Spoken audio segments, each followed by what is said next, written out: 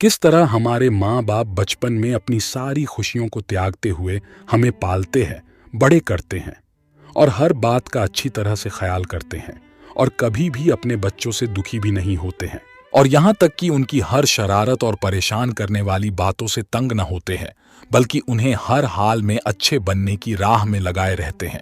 लेकिन जैसे वक्त के करवट के साथ समय बीतता जाता है और यही बच्चे बड़े बन जाते हैं, पैसा कमाने लगते हैं और खुद को इतना बड़ा समझने लगते हैं कि उन्हें अपने स्वार्थ के आगे कोई नहीं दिखता है।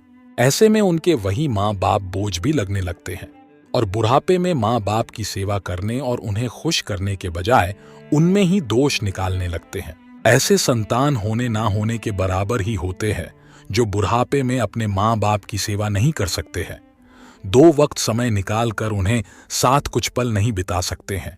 ऐसे बच्चे माँ बाप के बुढ़ापे की लाठी बनने के बजाय उल्टा माँ बाप को बोझ समझने लगते हैं। तो चलिए, जिस प्रकार हमारे माँ बाप हमारे वजूद के कारण होते हैं, फिर वही माँ बाप इन बच्चों के लिए बोझ लगने लगते हैं। इसी सोच पर यह दिल को छू लेने वाली कहानी माँ बाप का सम्मान को पढ़ते हैं, जिन्हें हम सभी बहुत बड़ी सीख ले सकते हैं।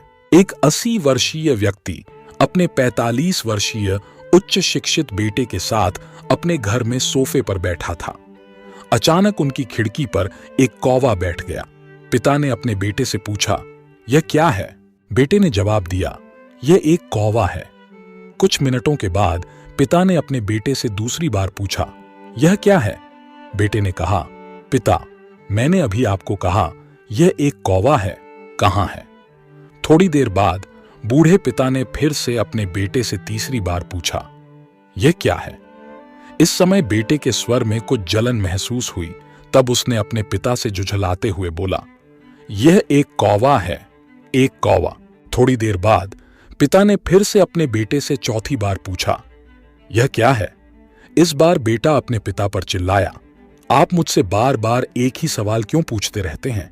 हालांकि मैंने आपको कई बार बता चुका हूं कि यह एक कौवा है। क्या आप इसे समझ नहीं पा रहे हैं?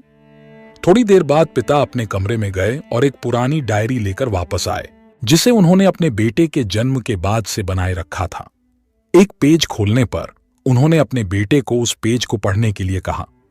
जब बेटे ने इसे पढ़ा तो निम्नलिखित शब्द डायरी में लिखे गए थे। आज मेरा 3 साल का छोटा बेटा सोफे पर मेरे साथ बैठा था जब खिड़की पर एक कौवा बैठा था। मेरे बेटे ने मुझसे 23 बार पूछा कि यह क्या है और मैंने उसे 23 बार जवाब दिया कि यह एक कौवा था। मैंने उसे हर बार प्यार से गले लगाया और उसने मुझसे 23 बार फिर से वही सवाल पूछा।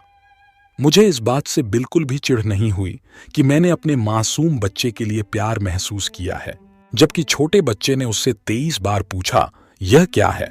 पिता को 23 बार पूरे सवाल का जवाब देने में कोई जलन महसूस नहीं हुई और आज जब पिता ने अपने बेटे से सिर्फ 4 बार यही सवाल पूछा तो बेटे को चिढ़ और गुस्सा महसूस हुआ। इसे पढ़कर उस बेटे को अपने किए गए व्यवहार का पता चल गया था, जिससे चलते अब वह मन ही बहुत शर्मिंदा हो रहा था। शायद उसे अब किए गए अपने बूढ़े पिता के प्रति व्यवहार पता चल गया था। इसलिए यदि आपके माता पिता जब बुढ़ापे में होते हैं, उन्हें न तो पीछे छोड़ें और न ही उन्हें एक बोझ के रूप में देखें, बल्कि उनके साथ एक दयालु शब्द बोलें। शांत, आज्ञाकारी, विनम्र और उनके प्रति दयालु बने। अपने माता पिता के प्रति विचारशील रहें। आज इस बात को कहें, मैं अपने माता पिता को हमेशा खुश देखना चाहता हूं। जब से मैं छोटा बच्चा था, उन्होंने मेरी देखभाल की। उन्होंने हमेशा मुझ पर अपने निस्वार्थ प्रेम की वर्षा की है। उन्होंने आज समाज में मुझे एक व्यक्ति के रूप में प्रस्तुत करने के लिए तूफान और गर्मी को देखे बिना सभी पहाड़ों और घाटियों को पार किया। भगवान से प्रार्थना करें, मैं अपने बूढ़े माता पिता की सर्वोत्तम तरीके से सेवा करूंगा। मैं अपने प्यारे माता पिता को सभी अच्छे और दयालु शब्द कहूंगा, चाहे वे कैसे भी व्यवहार करें। तो आप सभी इस कहानी को सुनने के बाद सीख जरूर मिली होगी। तो आपको यह कहानी कैसा लगा, कमेंट में जरूर बताएं।